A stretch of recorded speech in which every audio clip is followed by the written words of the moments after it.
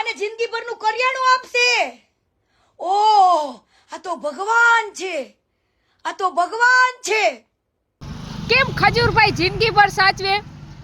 ખજૂરભાઈએ એવું કોઈ સ્ટેટમેન્ટ લખીને આપ્યું છે કે હું જિંદગીભર સાચવીશ એમ?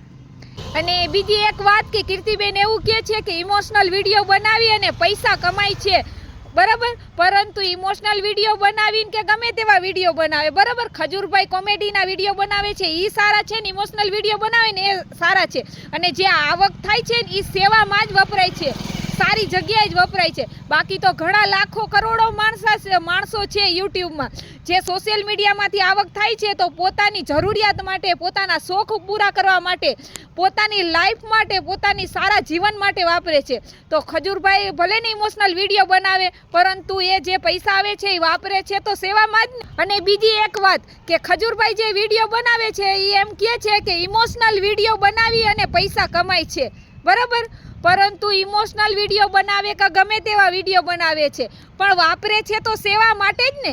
બાકી તો ઘણા લોકો છે જે વ્લોગ બનાવે છે, ગાળો બોલે એવા વિડીયો બનાવે છે અને આમ સોશિયલ મીડિયામાં એવા જેવા તેવા વિડીયો બનાવતા હોય છે અને પોતાની જે ઇન્કમ થાય છે એ પોતાના ખીચામાં રાખે છે. તો ખજૂરભાઈ વિડીયો બનાવે છે અને ઇમોશનલ વિડીયો બનાવે, ગમે તેવા વિડીયો બનાવે પણ પોતાની આવક સેવામાં તો વાપરે છે ને.